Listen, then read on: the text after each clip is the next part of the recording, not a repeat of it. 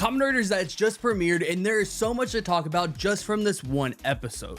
From the stunning visuals, interesting premise, and the cool characters, there's a whole lot to be hyped about. So without further ado, let's get right into it. Now first off, I gotta geek out about this cold opening because they knocked it out of the park. The scene really was incredible, and it set the tone of the series as somewhat serious and showed off Baku's personality in two different ways. But where it really shined was when it was showing the credits. The way they built the credits into the actual scene was beautiful, and at times it was very clever. And it reminded me a lot of how the Deadpool intro was choreographed, but I think some spy movies do this style as well.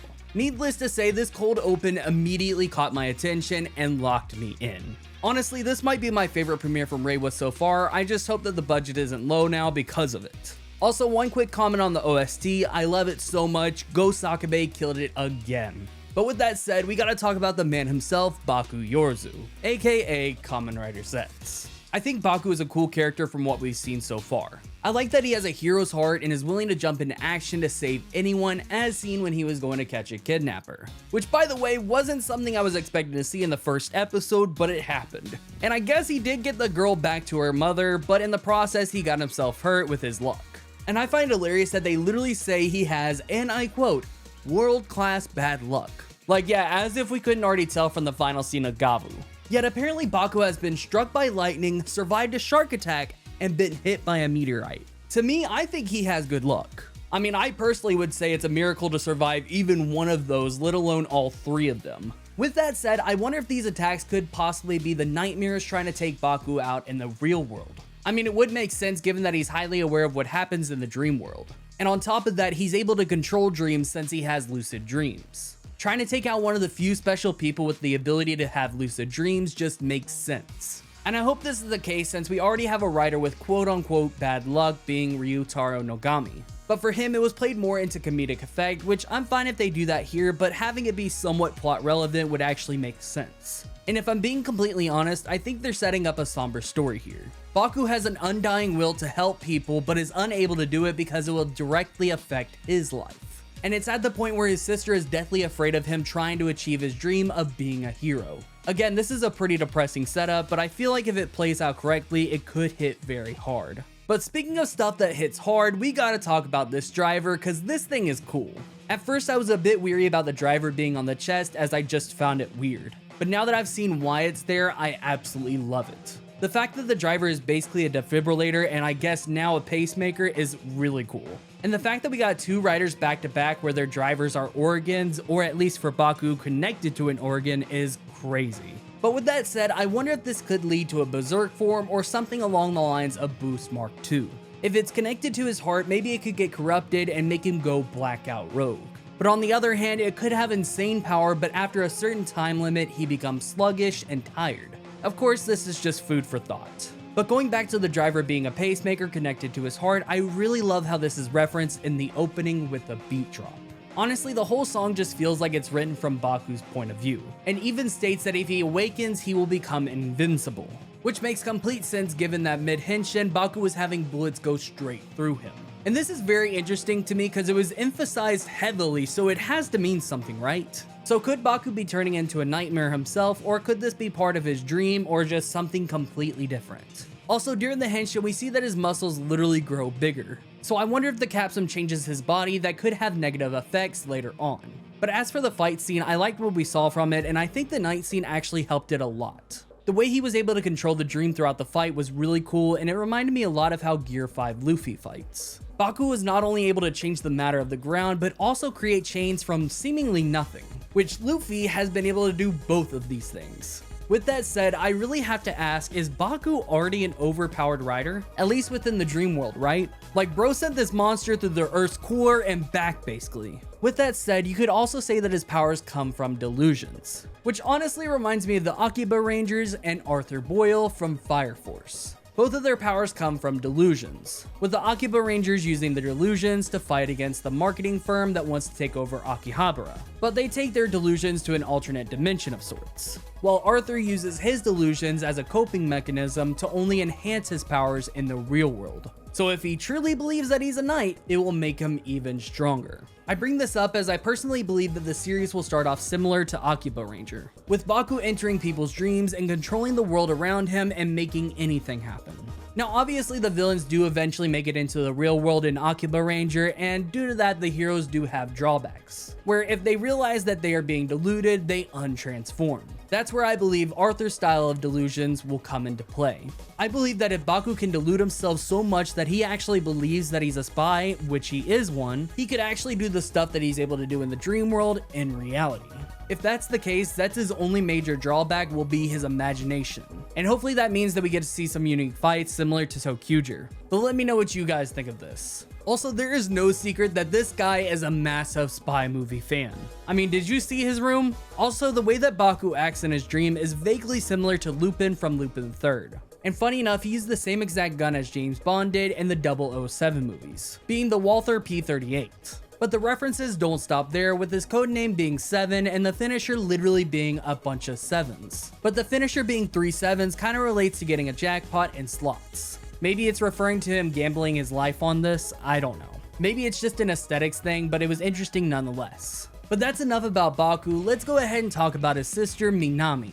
Now I think Minami is really sweet to Baku, and you can really tell that she cares about him. But she faces a tough decision to basically tell him to not chase his dreams anymore so that he doesn't get hurt anymore. Like I said before, this is going to eventually lead to an emotional moment that will make us all cry.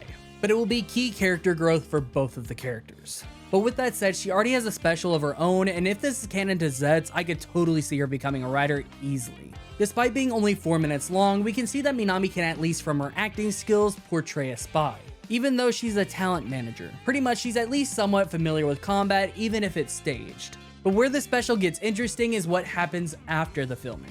She takes a quick nap and then ends up in a nightmare and is convinced that she needs to head home and make dinner, but is stopped by a nightmare. Which, might I add, this is the coolest looking monster design. It feels very Alice in Wonderland vibes and just looks really cool. But like I was saying, I feel like this might be an origin story for her writer debut, or at least something hinting towards it. We know to be a writer in this world, you have to have lucid dreams or have something similar to it. So the fact that she was aware of the dream here just raised her writer stocks even more for me. But moving on, we have to talk about Knox. Knox without a doubt seems like he's going to be another Kamen Rider Spectre, where he isn't fully working with the villains, but at least connected to them. I fully expect by Christmas he will have his rider form, but I do feel like he's working to bring the nightmares to the human world in some way. They can't just spawn here.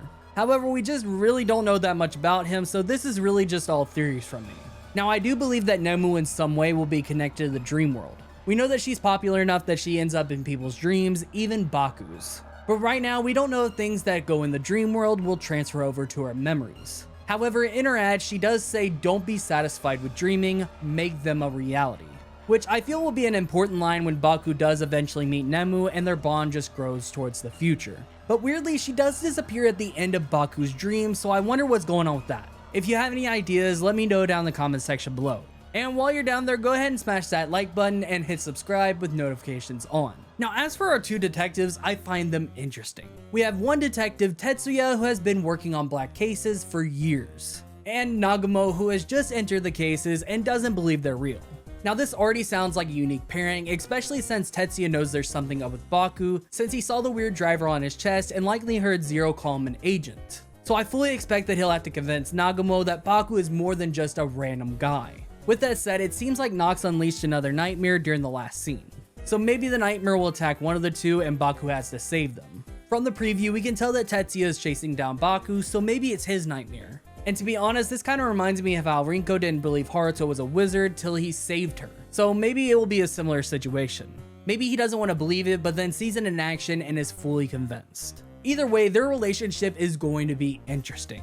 As for the monsters, like I said before, I feel like they've been constantly haunting Baku, causing all of the misfortune. And since they can't be seen in the real world, it just gets chalked up to bad luck. And apparently they appear in people's dreams and cause them to commit violent crimes outside of them. I don't know how that works, but okay. My only guess is that it's due to the trauma that happens in the dream, it just messes with their psyche. But we do know that they're manifestations of one's fear. Also, on the topic of these nightmares, this whole scene was just done really well.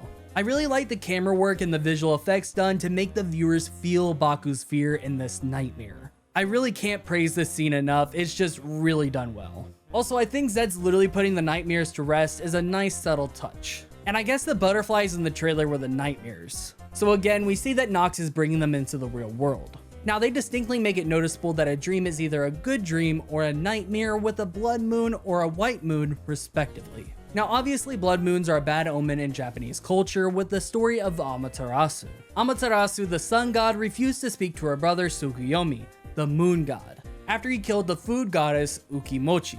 So a blood moon is often seen as Amaterasu's disapproval of humans' actions. With that said, I wonder if ZEZT'S forms will have any relation to this, given that his goal is to wipe out all nightmares. But for some reason, both moons have huge chunks taken out of it. And this isn't the usual waning or waxing crescent moon. This looks like this moon has been hit by a meteor or even just had a big giant chunk taken out of it. So there's definitely some lore behind the moon, and I definitely need to know more about it. But enough about the nightmares, I gotta mention Zero. This guy feels somewhat interesting because we know that he's a robot, but he also has a human form. Maybe the human form is only in Baku's subconscious, while the bike form is his real form. And he definitely feels like the Gyori type character to me, with the way that they're keeping him very hidden and secretive. But I don't know how they would go about him being a villain if he's also his bike. So maybe they're two different entities that also share a name and a voice. Again, this is really just food for thought. Now, of course, this show is being simulcasted every week on Tokusatsu's YouTube channel. So definitely go and support the official release if you are able to. And we were just given the ability to rewind the episode, so hopefully this means that an archive will be available later on. But if you guys are hyped for this series, let me know down in the comment section below. And while you're down there, go ahead and smash that like button and subscribe so you don't miss out on any future content. And with that, I'm gonna get the heck out of here. I'm Foul Plays, and I'm out. Peace.